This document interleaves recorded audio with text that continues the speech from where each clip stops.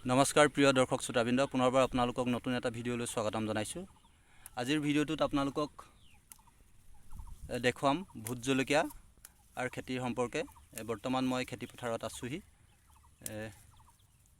আৰু ভোট জলকীয়া কিদৰে খেতি কৰে, কি জাতৰ খেতি কৰিলে আৰু কোন সময়ত খেতি কৰিলে লাভান্বিত হয়, কেনেকুৱা ধৰণৰ মাটি ভোট জলকীয়াৰ বাবে বেছি উপযোগী আৰু কি ধৰণৰ সাৰ প্ৰয়োগ কৰিলে বা কীটনাশক ঔষধ প্ৰয়োগ কৰিলে নিজৰ ভোট জলকীয়া খেতিডৰা সুন্দৰভাৱে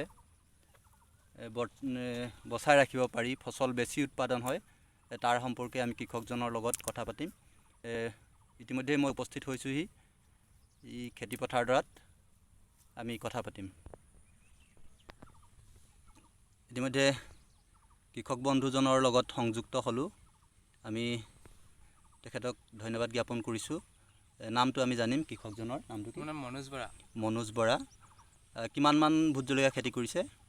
মাটি 4 কঠা ওপৰত হ'ব। 4 কঠাৰ ওপৰত।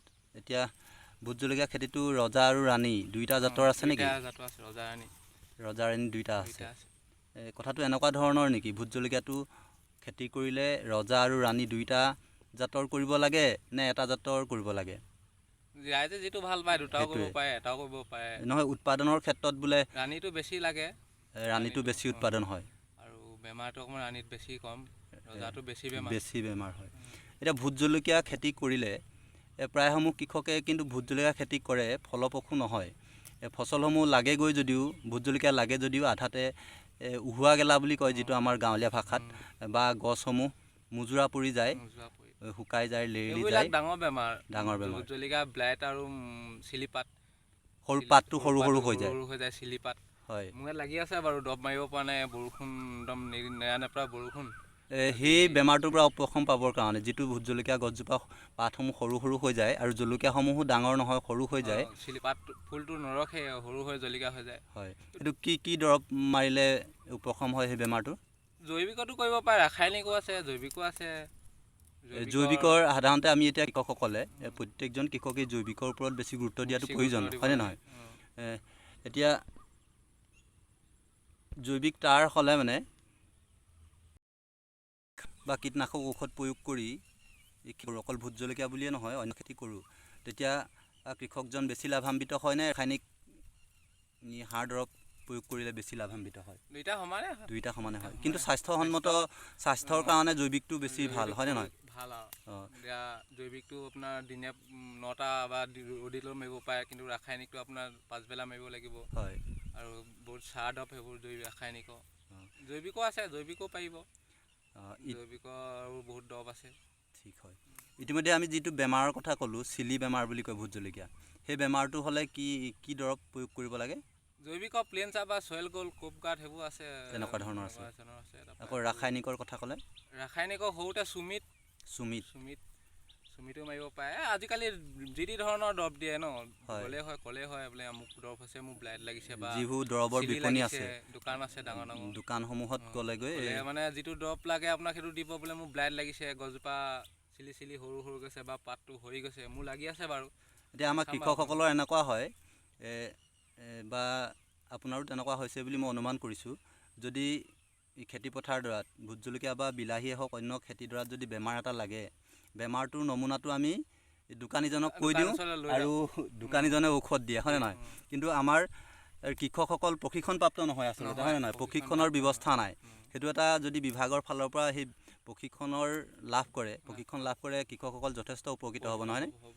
বেমাৰটো হোৱাৰ আগমুহূৰ্ততেই তেতিয়া প্ৰতিষেধকৰ ব্যৱস্থা ল'ব পৰা যাব। এতিয়া খেতিপথাৰডৰাত সম্পূৰ্ণ বেমাৰটো লগাৰ পিছত তেনে বেমাৰৰ নমুনাটো গৈ দোকানীজনক ক'ব লাগিব, দোকানীজনে আনুমানিক এটা দিয়ে বুলিয়ে ক'ব লাগিব। বহু দোকানীয়ে আনুমানিক দৰৱ এটা দি দিয়ে, কৃষকজন উপকৃত কেতিয়াবা নহয়ও, কেতিয়াবা হয়গৈ, তেনেকুৱা হয়।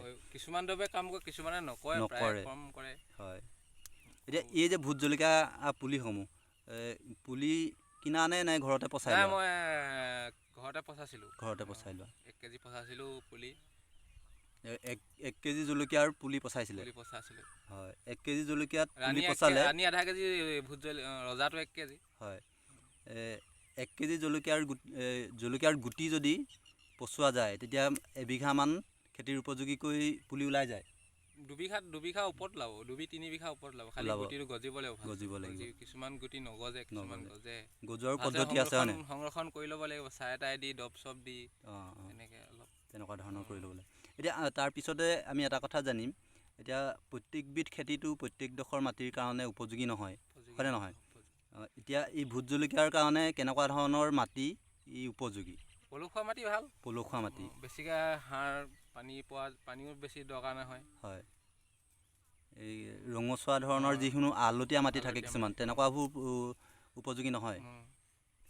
যিসমূহ খেতি পথাৰত আচলতে ধান খেতি কৰা হয়, হয়নে নহয়? ধান খেতি, যিবোৰ খেতিত ধান খেতি হয় এইবোৰ ভোট জলকীয়া হ'ব আৰু। হ'ব, খালি মাটিডৰা অকণমান বাম হ'ব লাগে, ওখ হ'ব লাগে, পানী বুৰি যাব নালাগে। এতিয়াতো গোটেই পানী হৈ গৈছে।